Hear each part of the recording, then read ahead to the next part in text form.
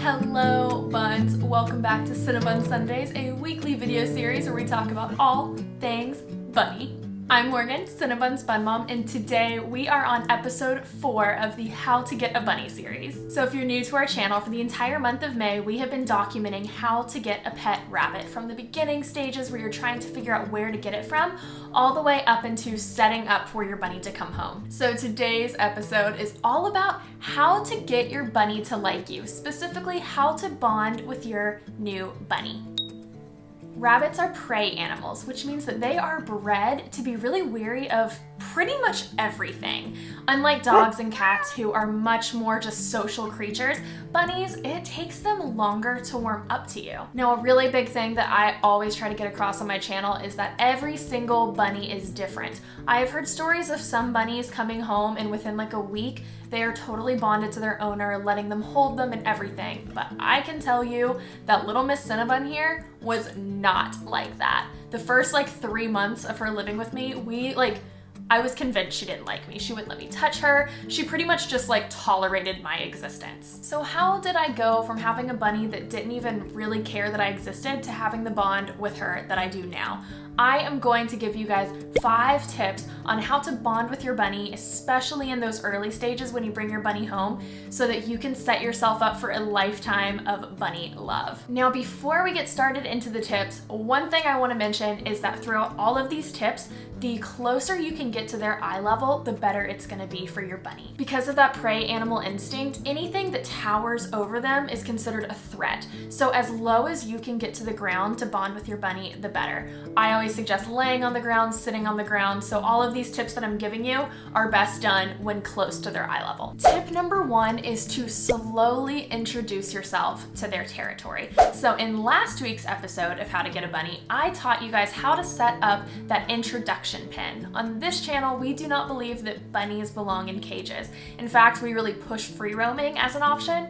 However, when you bring your bunny home, you need to have some kind of setup for them. And that setup usually involves an exercise pin. This just kind of starts to show them where their territory is. It helps you with potty training, and it just helps ease that gap from baby bunny into free roaming bunny. But how you approach this exercise pin and how you spend your time with your bunny in it is actually super important. So when you first bring your bunny home and have that exercise pin, instead of just jumping right in there and spending all of your time in the pen, you actually want to ease into it. So I recommend first starting off by sitting outside the pen. So while your bunny is in the pen, just exploring, maybe get a book, get a laptop, whatever, and just sit right next to the exercise pen. To your bunny, this is saying, "Hi, I'm here, I'm close to your territory, but I'm still giving you space." Now, you might have a super curious bun who starts to sniff the edges and you can tell that they want to see you and want you to come closer to them. That's when you can then travel from the outside of the pen to just sitting inside the pen. Now, here's a big thing that I think is gonna be kind of hard to hear. Try to avoid petting your bunny. I know, it's like, what, all I wanna do is pet Cinnabun all the time, and because we're bonded, she lets me do that. But again, bunnies are just really skittish, and if you don't have a bond with them yet, anytime you reach at them, that's like a claw coming to grab them. So when you then go to sit inside the pen, don't be trying to reach at your bunny, don't be grabbing at your bunny, just leave them be. They are curious little creatures, and I promise you that if you're sitting in there, they're gonna hop up on you, they're going to be sniffing at you and playing. Just let them do it, don't mess with them, let things be on their terms. When it comes to encroaching on their territory, one extra thing I did with Cinnabun that I really think helped is that I put one of my t-shirts that I had slept in into her pen and I left it there. That way she was just continuously getting used to my scent. So whether I was sitting in the pen, whether I was away from it, that part of me was still there in her space, and she would dig on it, she would sniff it, so then when I would come around her, it wasn't so jarring. My next tip is to introduce them into your territory. So if you're training to free roam your bunny, and honestly, even if you're not free roaming your bunny, you're gonna be letting them out of the pen, giving them that space to leave the pen and explore your space. They are now exiting their territory and entering yours. Same as before, don't just jump all over them. I suggest just laying on the floor, kind of away from their pen, have your computer set up and almost ignore them, and they are sure enough going to come right on over, climb on your back, sniff your face, do all of the things, and wonder what the heck you're doing. That gives your bunny the confidence to hop around the entire area and not feel confined to a corner. And it also shows them like, hey, there's this thing that owns this space, but like, they're cool. They're cool. I'm fine with them. Now, I am sure you're thinking, Morgan, when do I get to pet my bunny? Soon. Very soon. In fact, let's just get into that part. So tip 3 is what I'm doing right now, which is hand feeding. Although I've run out of treats, hold on. All right, hand feeding. If you want your bunny to get used to your hands and your touch, the best way to do that is to practice hand feeding. Now, it's gonna have to start really small. I actually started with Cinnabun by putting her food in a bowl and just putting it next to me, so she wasn't eating out of my hand, but she was eating close to me. Once they feel comfortable like being near you while they're eating, maybe you can try petting their head while they eat, and if they freak out, take your hand away. No need to force something that they're not ready for. So once they're comfortable eating near you, maybe even letting you touch them while they're eating, you can start putting the food into your hand and really offer them food kind of at a distance, as far as your hand can extend. The more comfortable they get with eating out of your hands, the closer you can bring your hand to your body until you start training them to sit into your lap and eat from your lap, maybe teaching them to stand up on their hind legs and eat out of your hand with their front paws on your hands. This is just a really good way to remind them like, hey, my hands are not bad, they're actually offering you, quite literally, the hand that feeds you. Now, if your bunny is still really skittish about touch, that is okay, it's totally normal. My 4th tip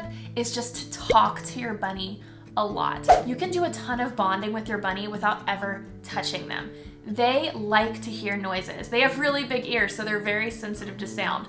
So if you can talk to them and comfort them, they're going to start to associate your voice with comfort. So slowly, as they get more used to your scent, to your voice, your hand is gonna seem less scary to them. And if your bunny is warmed up to you, continue talking to them. It just strengthens your bond even more. And my 5th tip for bonding with your bunny is to free roam your bunny. The more your bunny interacts with you, the more bonded they're gonna become with you.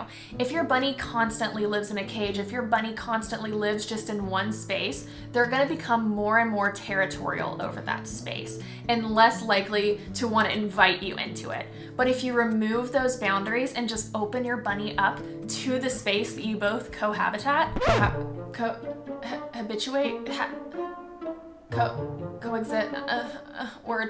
just together, the two of you are together.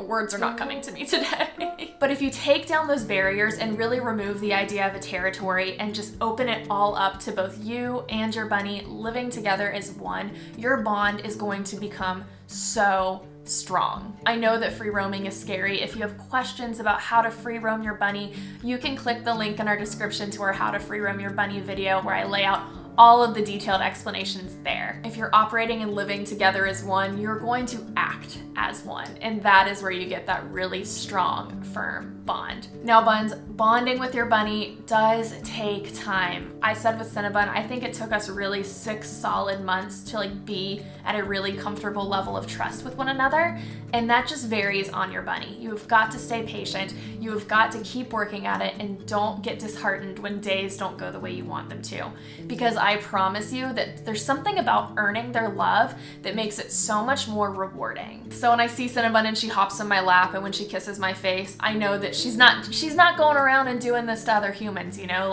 I know that that is work that we put in together to have this connection. Next week is our very last episode of our How to Get a Bunny series, so I hope that you guys have really been loving it and you stay tuned for that final episode. Make sure to subscribe so you don't miss any of it, and we will see you next Sunday. Bye, Buns!